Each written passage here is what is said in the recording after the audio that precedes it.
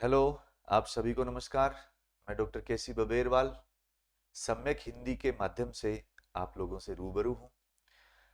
अब जैसे आगामी आने वाली जो भी परीक्षाएं हैं उसमें हिंदी भाषा को लेकर के जो प्रश्न आते हैं, जैसे अभी रीट का एग्जाम होने वाला है, उसमें 30 प्रश्नों का जो फ्लेवर है वो किस प्रकार का आता है, आज हम उसी के अकॉर्डिंग चर्चा करने वाले हैं।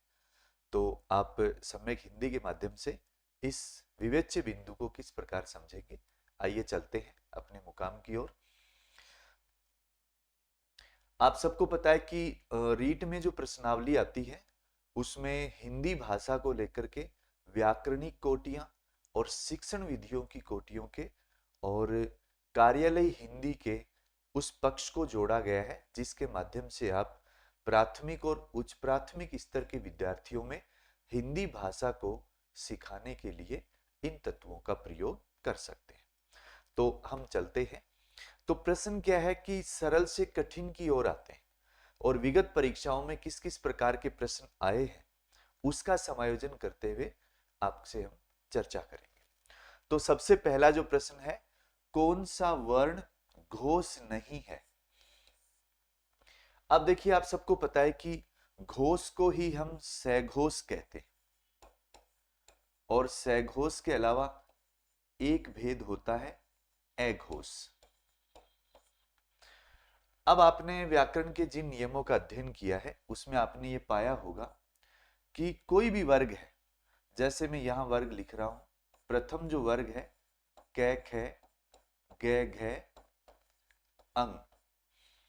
अब इसमें पहला और दूसरा ये तो हमेशा अघोष होते हैं, तीसरा चौथा पांचवा ये हमेशा सघोष होते हैं। अब सघोष के साथ में ये रे लेवे और सारे स्वर, सभी स्वर हमेशा सघोष होते हैं। तो ये एक मोटी जानकारी हम रखते हैं कि अघोष जो वर्गों का पहला दूसरा है और तीसरा चौथा पांचवा वो हमेशा सघोष रहेगा। अंतस्थ वर्ण जो चार हैं ये रे लेवे और सभी स्वर।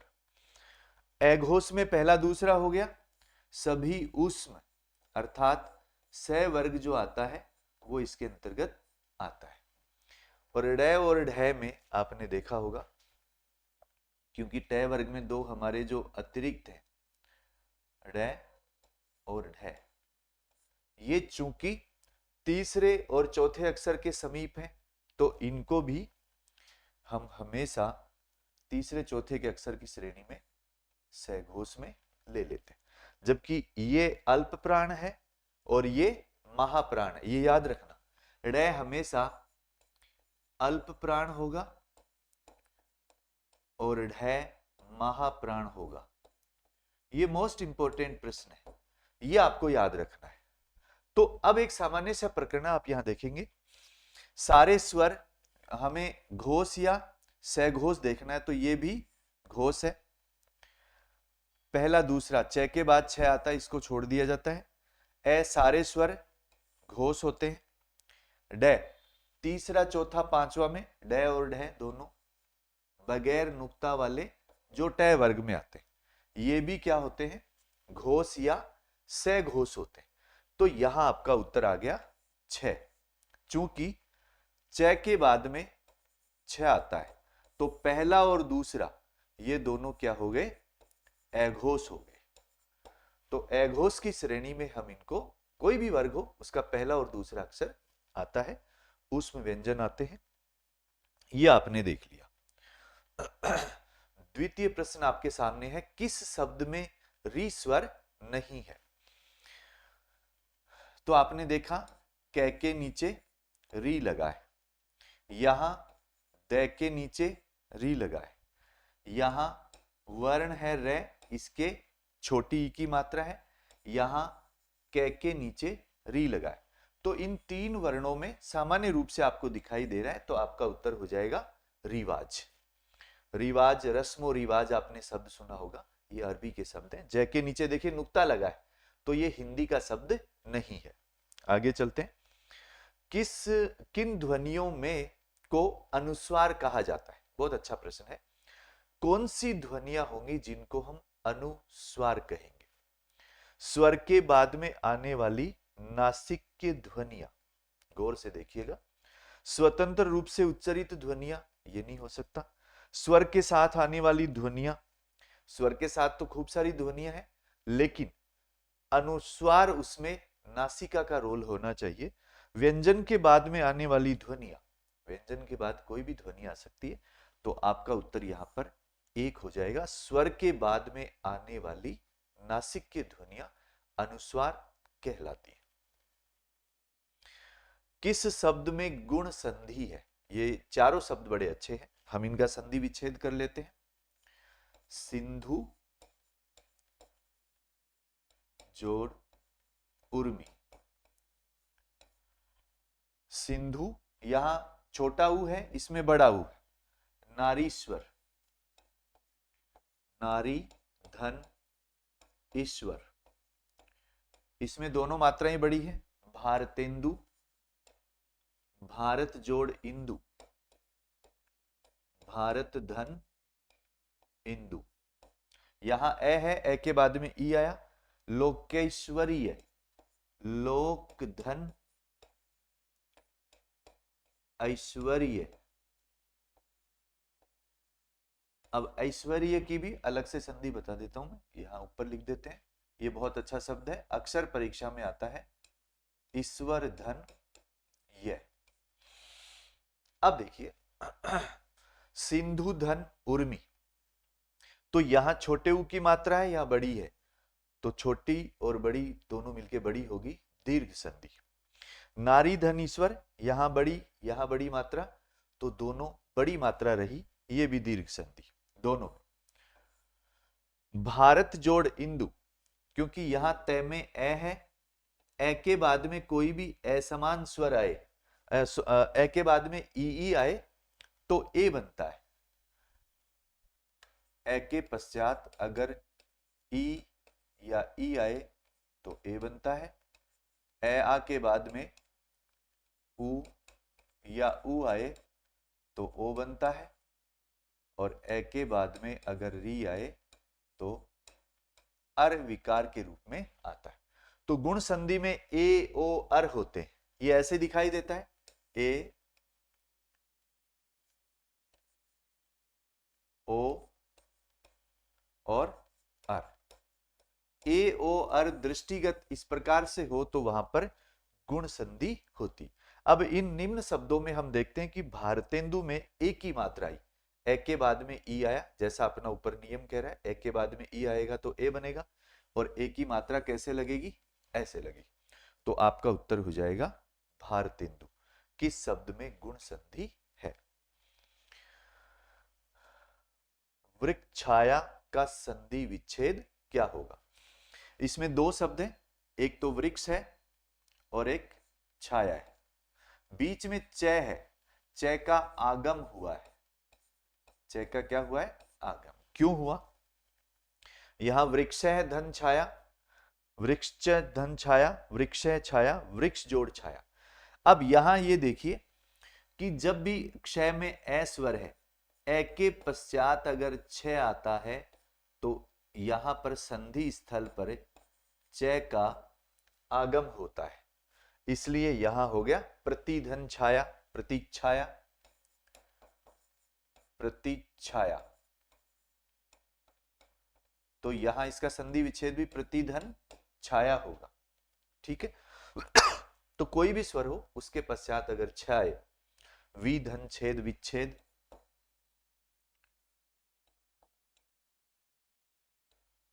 तो इसमें भी दो ही शब्द हैं, वि उपसर्ग के रूप में लेते हैं आप, और छेद मूल शब्द। विच्छेद है, प्रतिच्छेद है, तरुच्छाया है, वृक्ष छाया है, कोई भी शब्द हो तो स्वर के पश्चात अगर छ है तो आप निम्न शब्दों में च का आगम देखते हो, तो इसलिए इसको च के आगम के रूप में आपको देखना है। श्मश्रु शब्द का तद्भव रूप होगा, तो ये जो भी परीक्षाएं आती हैं उनमें बहुत बार पूछा गया। श्मश्रु शब्द का तद्भव रूप, तो ये आप सबको पता है मूछ होगा, है ना। मूछ के लिए तत्सम रूप समश्रु। अनु के पहले आंसू अश्रु हो जाएगा।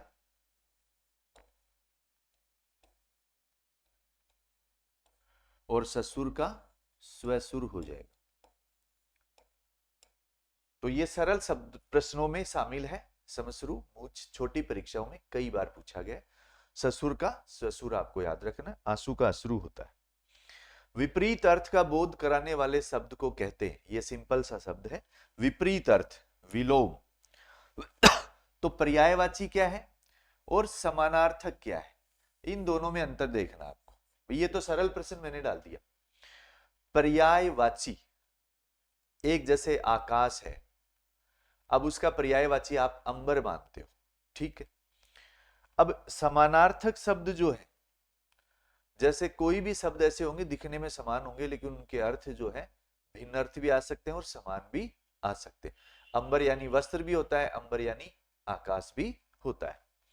विलोम विपरीत हो गए। एकार्थक एक ही अर्थ को प्रस्तुत करने वाले, खूब सारे अर्थ होंगे लेकिन उन सब, खूब सारे शब्द होंगे, उन सबका क्या आएगा, एक अर्थ आएगा। ऐसे कई सारे प्रकरण शब्दों के प्रकार में हम देखते हैं। वर्ण शब्द का अर्थ नहीं होता कि आप ये कौन से वर्ण का है, अर्थात रंग का है। आप कौन सी वर्ण यानी जाति के हो, ये वर्णमाला का कौन सा अक्षर है, तो आपका उत्तर क्या आ जाएगा, आकाश। ये सरल प्रश्न है।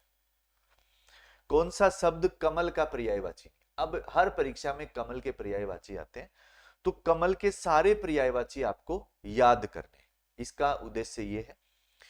जल धन जय, जल में जन्म लेने वाला, अंबु यानी पानी होता है, जय यानी जन्म लेने वाला, मनसी जोड़ जय, मन में उत्पन्न होने वाला, पंख यानी कीचड़, जय यानी जन्म लेने वाला। तो जल में, पानी में, कीचड़ में कौन पैदा होगा, कमल पैदा होगा। लेकिन मन में कौन पैदा होगा, कामदेव पैदा होगा। अब कामदेव के खूब सारे पर्यायवाची हमेशा परीक्षा में पूछे जाते। अच्छे पर्यायवाची में कामदेव के लिए आता है पंचसर, 5 है बाण जिसके पास, पुष्प धनवा, पुष्प का धनुष है जिसका, मदन, और एक आता है अनंग जिसके अंग नहीं है, अनंग कामदेव। बाकी रतिपति और खूब, तो पुष्प धनवा, पंचसर, अनंग, मदन, रतिपति, ये खूब सारे और भी बहुत सारे पर्यायवाची आपको। कामदेव क्योंकि कमल सरल हो गया तो कामदेव इंपॉर्टेंट हो गया, तो कामदेव के पर्यायवाची आपको पढ़ के जाना है। तो परीक्षा में कोई ना कोई ऑप्शन में कामदेव जरूर आपको मिलेंगे। जिसका मन व ध्यान दूसरी तरफ हो वह कौन होगा, मनन, बेध्यान, मनवा या अन्य मनस्क। ये बहुत अच्छा वाक्यांश के लिए एक शब्द है कि जिसका मन व ध्यान दूसरी तरफ होगा वो होगा अन्य मनस्क। ये अच्छे प्रश्नों में कई बार पूछा गया है, ये याद रखिएगा। अभिधा शब्द शक्ति में वाचार्थ प्रकट होता है, ठीक बात है। व्यंग्यार्थ नहीं होता, लक्ष्यार्थ नहीं होता, विचित्र अर्थ बिल्कुल नहीं आएगा। तो वाचार्थ के अलावा क्या क्या आता है? वाचार्थ को ही हम अभिधेयार्थ कहते हैं, अभिधेयार्थ। वाचार्थ को ही हम मुख्यार्थ कहते हैं। वाचार्थ ही क्या है, मुख्यार्थ है। और अभिधा का मतलब सरलार्थ है, अर्थात सरल जोड़ अर्थ, जो सरलता से सहजार्थ भी कह देते हैं, सहज जोड़ अर्थ, कि जो अर्थ सहज भाव से, सरल भाव से, मुख्य अर्थ के अनुसार अभिधेय, जिसका अभिष्ट तुरंत प्रभाव से पाठक या श्रोता को समझ में आ जाए, वह अभिधा शब्द शक्ति होती है। लक्षणा में क्या है, आप थोड़ा सा मुख्य अर्थ से बाधित अर्थ आता है लेकिन मुख्य अर्थ को छोड़ता नहीं, वो लक्ष्यार्थ। फिर चाहे लक्षणा कैसी भी हो, चाहे रूढ़ि लक्षणा हो, प्रयोजनवती लक्षणा हो, सारूपा हो, लक्षणा के अलग अलग भेद हम पढ़ते हैं, तो उसमें हम मुख्यार्थ से थोड़ा बाधित अर्थ पढ़ते हैं। लेकिन व्यंग्यार्थ क्या है? पूर्णतया बाधित है, अन्य अर्थ निकलेगा या छुपा हुआ व्यंग्य निकलेगा। जैसे रजनीगंधा खिल गई, अर्थात रजनीगंधा खिल गई, आपको लगता है कि ये जो अर्थ है ये तो बड़ा सीधा सीधा है, रजनीगंधा खिल गई, लेकिन इसमें छुपा हुआ अर्थ क्या है? बड़ा इंपॉर्टेंट है कि आधी रात हो गई, क्योंकि रजनीगंधा आधी रात को खिलती है, आधी रात हो गई। मोस्ट इंपॉर्टेंट प्रश्न है कि रजनीगंधा खिल गई, इट मींस आधी रात हो गई। तो यहां छुपा हुआ अर्थ अचानक से निकला, तो ये क्या है? व्यंग्यार्थ। और व्यंग्यार्थ में सब अपने अपने मन के अनुसार अलग अलग अर्थ निकाल लेते हैं, आपने खूब पढ़ा है। जैसे शाम हो गई, 4 बज गए, सवेरा हो गया, भोर भई, कुछ भी हो सकता है। भाववाचक संज्ञा के अंतर्गत आते हैं पशु पक्षी, इनको आप देख सकते हो, छू सकते हो। दिशाएं अपना भौतिक अस्तित्व रखती हैं। गुण दोष, गुण दोषों का ना ही तो कोई रूप रंग है, आकार प्रकार है, भौतिक अस्तित्व है, इनको आप देख नहीं सकते। आभूषण को आप देख सकते हो, छू सकते हो, तोल सकते हो। तो यहां भाव का मतलब क्या है? जो अदृश्य है, जो अनुभूत है, जिसको हम सूक्ष्म रूप से केवल अनुभव कर सकते हैं। तो यहां पर भाववाचक संज्ञा का मतलब क्या है? गुण दोष आदि। आपका उत्तर हो जाएगा सी और डी। ए और बी, इससे कोई फर्क नहीं पड़ता, आपको उत्तर आना चाहिए। ये सीक्वेंस गड़बड़ है। मदन काली पतलून पहनकर खेलने आया। मदन ने पतलून कैसी पहन रखी है? काली। काला उसका गुण है। काला क्या है? गुण है। पतलून की विशेषता है, विशेषण। और जो विशेषता होगा, विशेषता वाला शब्द होगा, वही क्या कहलाएगा? विशेषण कहलाएगा। तो मदन काली पतलून पहनकर खेलने आया में विशेषण क्या हो गया? काली हो गया। पतलून क्या है? अब विशेषण और विशेष्य, विशेषण तो काली हो गया, तो पतलून क्या है? विशेष्य हो गया। और काला काली क्या हो गया? विशेषण हो गया। तो जिससे विशेषता बताई जाए वो विशेषण है, जिसकी बताई जाए वो विशेष्य है। मदन यहां पर पतलून पहनने वाला करता है, व्यक्तिवाचक संज्ञा है। खेलना क्रिया है। वहां मोहन के, लोप चिन्ह है, कोई नहीं था, वाक्य में रिक्त स्थान पर प्रयुक्त होगा या, और, अलावा, अथवा। वहां मोहन के, अब थोड़ा सा आप मस्तिष्क पे जोर डालेंगे तो आपको पता लग जाएगा। मोहन के अलावा, मोहन के अलावा वहां कोई और नहीं था। अब ये क्यों नहीं है? जैसे या है, सुख या दुख, ये विभाजक का काम करता है। किसका काम करेगा मित्रों? विभाजक। और क्या है? विकल्प देता है। और या अथवा, ये आपको विकल्प भी देता है। सुख या दुख का भी विकल्प है। आर या पार बोलेंगे तो आपके सामने विभाजक के रूप में, विकल्प के रूप में ये अथवा भी आ जाएगा, है ना। अलावा यहां पर कौन सा है? संबंधवाचक। अलावा यहां पर किस में आएगा? संबंधवाचक के अंतर्गत आएगा। ये आपको ध्यान रखना है। हमें सफलता मिलने तक प्रयास करना चाहिए। इस वाक्य में तक क्या है? हमें सफलता मिलने तक।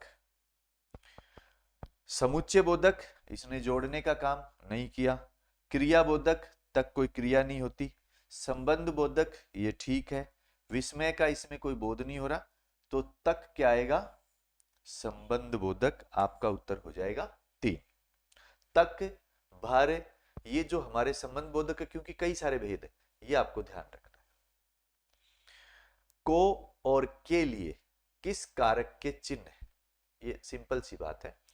जैसे आप सब पढ़ते हो कि कर्ता ने कर्म को करण के लिए, कर्ता ने कर्म को करण से संप्रदान के लिए। अब के लिए की तो आप समझ गए कि ये किसके लिए है? संप्रदान। तो कई बार को का प्रयोग कैसे होता है? करण, अपादान, संबोधन। करण से अपादान अलग होने के अर्थ में, संबोधन हे, अरे, ओ, अजी, ये सब इसके अंतर्गत आते हैं। तो को और के लिए अब यहां पर जो विभक्ति कारक चिन्ह है वो के लिए आते ही तो सरल रूप से प्रश्न बन जाता है। को हमेशा इसको इसके साथ ले कि कर्ता ने कर्म को, एक तो कर्म के साथ को आता है और एक संप्रदान के साथ को आता है। तो राम ने मोहन को, राम ने मोहन को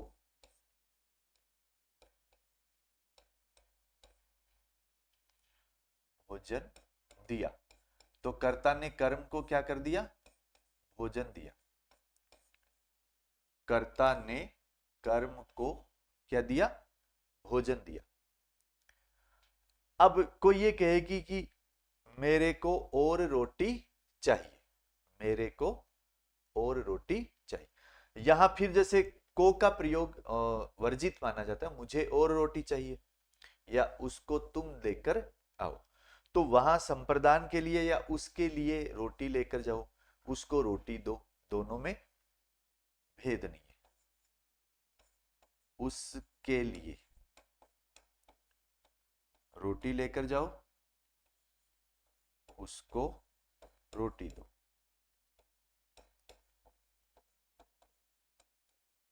तो यहां उस जो सर्वनाम है इसके बाद के लिए भी आ गया और को भी आ गया, दोनों में समानता है, इसलिए ऐसा प्रयोग किया जाता है। उद्देश्य और विधेय किसके अंग है? ये तो ठीक है, सभी जानते हैं किसके अंग होंगे? वाक्य के। लेकिन वाक्य कौन सा? कौन होगा उद्देश्य, कौन होगा विधेय? तो उद्देश्य तो कौन होगा मित्रों? कर्ता, और कर्ता का विस्तार। कर्ता और कर्ता का विस्तार जितना बड़ा होगा वो तो क्या कहलाएगा? उद्देश्य। विधेय कौन होगा? क्रिया और क्रिया का विस्तार।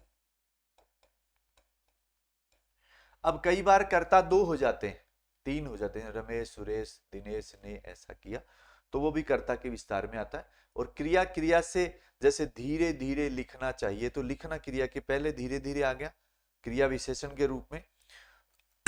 या लिखते समय सावधानी रखें, तो वो क्रिया का ही आगे क्या कर दिया? विस्तार कर दिया। तो ये उद्देश्य और विधेय को आपको अच्छे से ध्यान रखना है।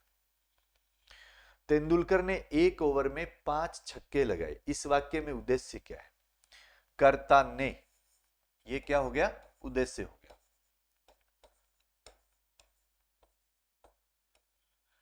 एक ओवर में 5 छक्के लगाए, क्रिया क्या है मित्रों? लगाए, लगाना क्रिया है। कितने छक्के लगाए? 5, एक ओवर में। तो ये सारा का सारा क्या है? ये विधेय है। तेंदुलकर तो उद्देश्य हो गया, ये आपका उत्तर हो गया। और ये सब किसके अंतर्गत आएगा? विधेय के अंतर्गत आ जाएगा। विधेय का विस्तार है, क्रिया के इधर भी हो सकता है, इधर भी हो सकता है, इसमें कोई अंतर नहीं। किसी कठिन शब्द को स्पष्ट करने के लिए किस विराम चिन्ह का प्रयोग होता है? ये अच्छा प्रश्न है, इसको आपको गौर से देखना है। विवरण चिन्ह, मैं चिन्ह लगा देता हूं। विवरण चिन्ह कैसा होता है? ये विवरण चिन्ह है। निर्देशक, ये निर्देशक है, बड़ा है। कोष्ठक, कोष्ठक देखिए ये, और ये इस तरह से, और ये छोटा कोष्ठक।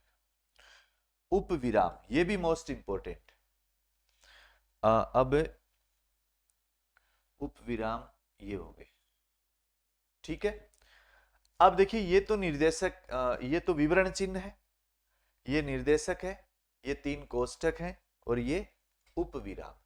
अब बात क्या है कि कठिन शब्द को स्पष्ट करने के लिए किस विराम चिन्ह का प्रयोग किया जाता है? तो आप सबको पता है कि जब शब्द लिख के कोष्ठक में उसका हम शब्दार्थ या सरलार्थ या जो भी है वो लिखते हैं, तो आपका उत्तर क्या होगा? 3 कोष्ठक। ये विराम वाला प्रश्न हमेशा आता है, तो कुछ विराम में और लिख देता हूं। जैसे सबसे पहले तो जिसको अल्प विराम कहते हैं। ये तो क्या है, अल्प विराम। ये क्या है, अर्ध विराम।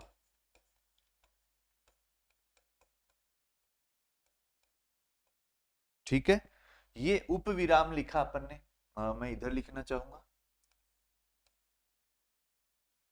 उप विराम।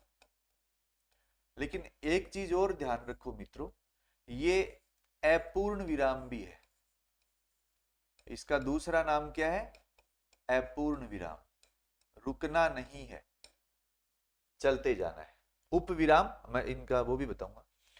तो ये कोमा जैसा हो गया, ये अर्ध विराम, ये उप विराम या अपूर्ण विराम, और ये हो गया आपका पूर्ण विराम। तो विराम तो सब जगह है। विराम का मतलब ठहरना। थोड़ा सा ठहरेंगे तो अल्प विराम होगा, अल्प विराम से दुगुना ठहरना है तो अर्ध विराम है। अब यहां रुकना है लेकिन तुरंत वापस चलना है, ये उप विराम या अपूर्ण विराम। यहां पूर्ण रूप से रुक जाना है, इसलिए इसको कहते हैं पूर्ण विराम। और किसी बात को इंगित करने के लिए, कठिन शब्द को स्पष्ट करने के लिए हम वो ब्रैकेट में जिसको बंद करते हैं कोष्ठक में, वो कठिन शब्दार्थ के लिए प्रयोग किया जाए। और किसी चीज का कोट करके हम उदाहरण देंगे तो उसको उद्धरण चिन्ह में हम प्रकट कर देते थे। तो इकहरा और ये दोहरा, ये उद्धरण चिन्ह आप जानते हो। इकहरा 6 और 9 की तरह लिखा जाता है, ये 66 और 99 की तरह दिखता है, ये आपको ध्यान रखना है। अवसर का लाभ उठाना के लिए उपयुक्त है, अवसर का लाभ उठाना ये मोस्ट इंपोर्टेंट। बहती गंगा में हाथ धोना, आकाश पाताल एक करना, फूला ने समाना, अंगारों पर पैर रखना। तो अब आप देखेंगे अवसर का लाभ उठाने वाला इन तीनों में से कौन है, बहती गंगा में हाथ धोना। अब कोई बेचारा आकाश पाताल एक कर रहा है, अर्थात वो क्या करेगा, कठोर परिश्रम। आकाश पाताल एक करने का मतलब है कठोर परिश्रम। ठीक है। फूला ने समाना, अत्यधिक प्रसन्न होना। फूला ने समाने का मतलब है अत्यधिक प्रसन्न होना। और है अंगारों पर पैर रखना, अत्यधिक कठिन कार्य करना, बहुत मुश्किल कार्य करना, अत्यधिक कठिन कार्य करना, अत्यधिक कठिन कार्य करना। तो ये हमारे जो मुहावरे, इनका आपको अर्थ, बहती गंगा में हाथ धोने का मतलब अवसर का लाभ उठा लिया, बहती गंगा में हाथ धो ले। आकाश पाताल एक करना, कठोर मेहनत करना। फूला ने समाना, अत्यधिक प्रसन्न होना। अंगारों पर पैर रखना, अत्यधिक कठिन कार्य। बाधा डालना मुहावरे का अर्थ, पाला पड़ना, बरस पड़ना, रोड़ा अटकाना, दांतों में जीभ होना। तो बाधा डालना सरल मुहावरा है, तो आपको उत्तर तो आ गया रोड़ा अटकाना, ये तो आपका क्या हो गया, उत्तर हो गया। लेकिन बाकी का उत्तर क्या होगा, पाला पड़ना अर्थात मुठभेड़ होना, कि दुश्मन से पाला पड़ गया, मुठभेड़ हो गई। बरस पड़ना, अब आप किसी पे कब बरसोगे, जब आपको पहले तो क्रोध आया और क्रोध में फिर आपने खरी खोटी सुना दी, तो क्रोध के उपरांत खरी खोटी सुनाना बरस पड़ना। क्रोध के उपरांत खरी खोटी सुनाना, खरी खोटी सुनाना। क्योंकि बरसेगा आदमी तब जब क्रोध आएगा, क्रोध के उपरांत खरी खोटी सुनाई जाएगी। रोड़ा अटकाना, बाधा डालना, दांतों में जीभ होना, ये मोस्ट इंपोर्टेंट है मित्रों, ये अच्छे प्रश्नों में शामिल है। ये मुहावरा आपको याद रखना है, दांतों में जीभ होना। अब अपने दांतों के बीच में जीभ रहेगी तो जीभ को कष्ट होगा, दांत उसके लिए कष्ट कारक है, तो हमेशा दुश्मनों के बीच रहना, ये दांतों में जीभ होना, हमेशा दुश्मनों के बीच रहना, हमेशा दुश्मनों के बीच रहना। क्योंकि जीभ हमेशा हमारे दांतों के बीच रहती है, तो दुश्मन इसके ऊपर नीचे दोनों तरफ, तो हमेशा दुश्मनों के बीच रहना। ये मोस्ट इंपोर्टेंट मुहावरे हैं, ये आपको परीक्षा में मिल सकते हैं। अपना हाथ जगन्नाथ, ये अक्सर आप कहते हो कि हमें कोई कार्य स्वयं करके देखना चाहिए, दूसरे के भरोसे मामला नहीं बैठता है। मनमानी करना, अपना हाथ पूजनीय होता है, अपने हाथ से काम करना ही उपयुक्त होता है, अपने हाथ से दान करना। तो जाहिर सी बात है, अपना हाथ जगन्नाथ, सी अपने हाथ से काम करना ही उपयुक्त है। आप स्वयं अपनी पढ़ाई करेंगे, स्वयं अपने कार्य करेंगे, तो ही आपको सफलता मिलेगी। मैं तुम सबको खूब समझता हूं, तुम सब एक जैसे हो के लिए क्या उपयुक्त है? चोर चोर मोसेर भाई, केर बेर का संग, केर एक ही थैली के चट्टे बट्टे, जैसे नागनाथ वैसे सांपनाथ। अब ऐसा लग रहा है चारों उत्तर सही है, ये बहुत अच्छा प्रश्न है, वेरी मोस्ट क्वेश्चन।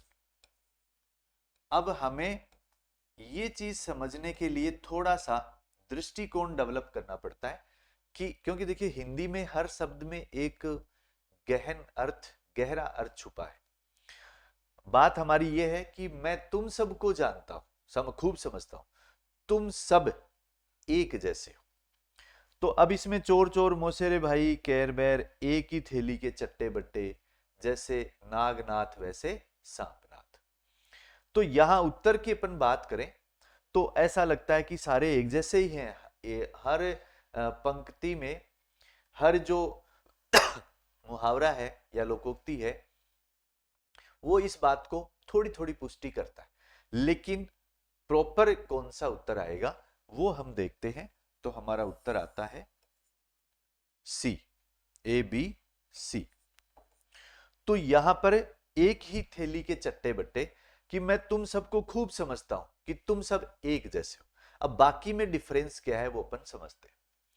चोर चोर मोसेर भाई, ये भी चोर है, इसका मतलब दुष्ट है, चोरी करता है, ये भी चोर है, दोनों अलग अलग हैं लेकिन धंधा एक ही है।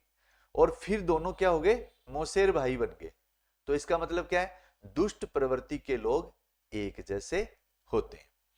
अब यहां एक ही थैली के चट्टे बट्टे मैं तुम सबको जानता हूं, ये दुष्ट हो ये कोई जरूरी नहीं है, हो सकता है इनकी कोई अच्छी प्रवृत्ति भी हो सकता है इनमें और कोई खूबी हो सकता है कि ये किसी भी प्रकार की समानता रख सकते हैं। यहां चोरी करने वाले व्यक्ति सारे चोर हैं, तो जो व्यक्ति दुष्ट प्रवृत्ति के हैं वो एक जैसे हो गए। तो इसके तो अपन लिख सकते हैं दुष्ट प्रवृत्ति वालों में घनिष्ठता,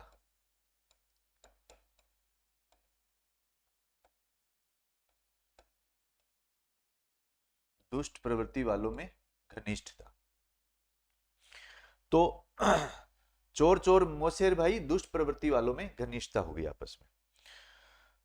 केर बेर का संग, ये बड़ा मोस्ट इंपोर्टेंट है। अब केर अलग पेड़ पे लगता है, बेर अलग पेड़ पे लगता है, दोनों की प्रवृत्ति अलग अलग है।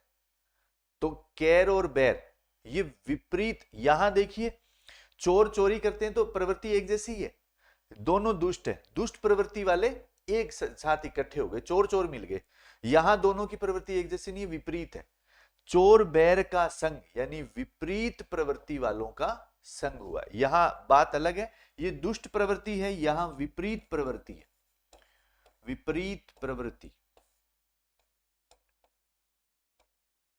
यहां विपरीत प्रवृत्ति वालों में घनिष्ठता हुई है, ऊपर वालों की एक जैसी प्रवृत्ति है। ठीक है, एक ही थैली के चट्टे बट्टे, ये दुष्ट हो ये कोई जरूरी नहीं है, लेकिन सारे हैं एक जैसे माजने के, ये मोस्ट इंपोर्टेंट। जैसे नागनाथ वैसे सांपनाथ। अब यहां फिर आगे कि नागनाथ जैसे हैं सांपनाथ भी वैसे, कि जो प्रवृत्ति नागनाथ की है वैसी ही सांपनाथ की है।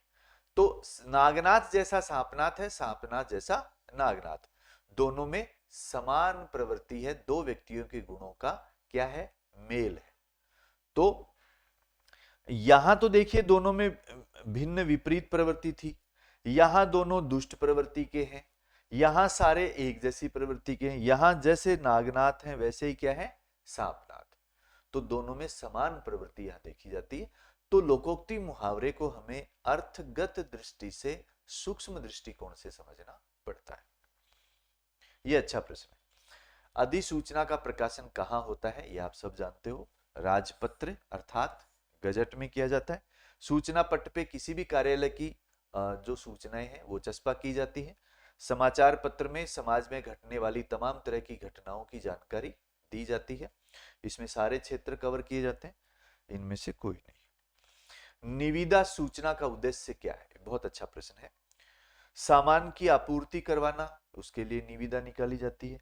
सामान की नीलामी करवानी हो तो भी निविदा निकाली जाती है। कोई निर्माण कार्य करवाना होगा तो भी निविदा निकाली जाती है। इनमें से तीनों काम करने हैं। आपका उत्तर ठीक है कि ये सभी कामों के लिए निविदा का प्रयोग किया जाता है। किसी कार्यालय द्वारा एक साथ अनेक प्रेषितियों को भेजा जाने वाला शासकीय पत्र, ज्ञापन या आदेश क्या कहलाएगा? प्रेषक भेजने वाला, प्रेषिति प्राप्त करने वाला। वो एक कार्यालय द्वारा एक साथ अनेक को भेजा जाएगा तो वो क्या कहलाएगा मित्रों? परिपत्र कहलाएगा। विज्ञापन, आवेदन मांगने के लिए, सूचना जारी करने के लिए विज्ञापन निकाला जाता है। अधिसूचना भारत सरकार के द्वारा या राज्य सरकार के द्वारा अधिकारियों के लिए, आम जन के लिए, भू राजस्व के लिए, किसी भी प्रकार की सूचना को हम गजट के माध्यम से प्रकाशित करते हैं। आवेदन, किसी भी कार्यालय के द्वारा भर्तियों के लिए आवेदन, कार्य के लिए आवेदन, टेंडर के लिए आवेदन, किसी भी प्रकार का आवेदन कर सकते हैं। यह अच्छा प्रश्न है। अब एक गद्यांश है। कई बार जैसे पद्यांश के माध्यम से प्रश्न पूछ लिए जाते हैं, कई बार गद्यांश के माध्यम से पूछ लिए जाते हैं, तो हम इसका थोड़ा सा अध्ययन करेंगे। आप देखिए, कुसंग का ज्वर सबसे भयानक होता है। कुसंग यानी बुरी संगति, कु यानी बुरा, कुसंग का मतलब है बुरी संगति का ज्वर। ज्वर वैसे बुखार को कहते हैं, तो संगति का भी बुखार चढ़ता है जो बड़ा भयानक होता है।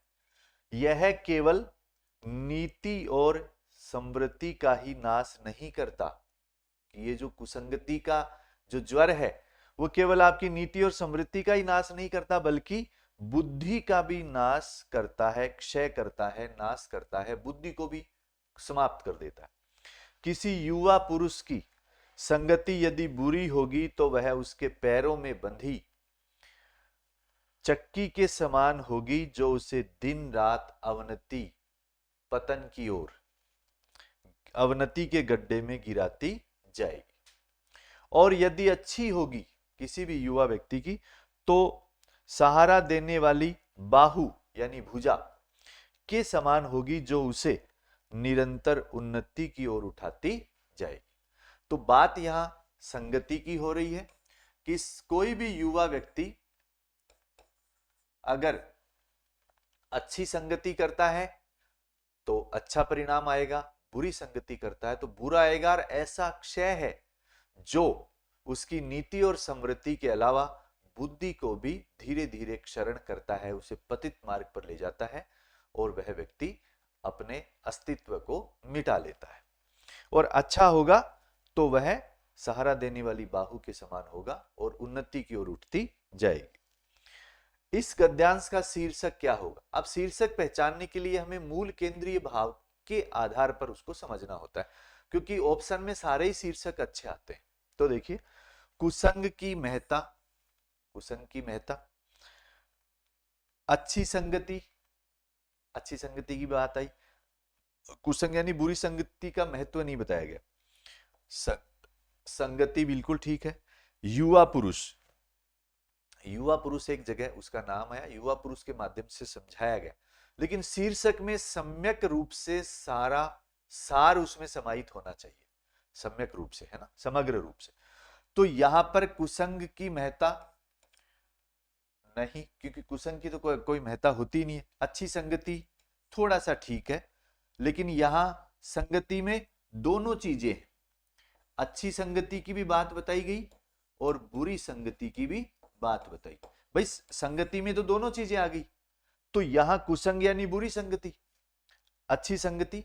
तो इस गद्यांश में अच्छी और बुरी संगति की बात हुई है, तो सबसे अच्छा जो उत्तर है वो है नंबर 3, संगति इसका शीर्षक होना चाहिए। अब हम आगे चलते हैं। कुसंग का अर्थ है कु यानी बुरा, संग यानी साथ। तो कुशल साथी, संगीत के साथी, कक्षा के साथी, बुरी संगति। कुसंग का मतलब क्या है? बुरी संगति। यह सरल प्रश्न है। इस गद्यांश का केंद्रीय भाव क्या है? संगति का महत्व है, नीति और समृद्धि, और युवा पुरुष और उन्नति। अब आप ये देखेंगे कि ये सारे चारों शब्द भी आए हैं। संगति का महत्व भी आ गया, नीति और समृद्धि की बात हुई, फिर बुद्धि का क्षरण हुआ, युवा पुरुष भी उसमें आया है, उन्नति की बात भी अंत में की गई है। लेकिन केंद्रीय भाव क्या है? केंद्रीय भाव क्या होगा? संगति का महत्व होगा। तो इसलिए ये जो हमारे प्रश्न थे, 30 प्रश्नों का हमने विवेचन किया, और इसके माध्यम से हिंदी व्याकरण में किस किस प्रकार के प्रश्न आते हैं इसका विवेचन हम निरंतर करते रहेंगे 30 प्रश्नों की श्रृंखला में। तो आप सब मित्रों ने ये जो सहज और सरल प्रश्न थे, इसमें कुछ अच्छे प्रश्न भी शामिल किए गए। आगामी कक्षाओं में आपको बहुत अच्छे और उन्नत किस्म के जो प्रश्न हैं वो आपको मिलेंगे। तो मैं डॉक्टर केसी बबेरवाल सम्यक हिंदी के माध्यम से आप सब लोगों से निरंतर अपने विचार, अपने प्रश्न और आपके लक्ष्य के साथ जुड़ा रहूंगा।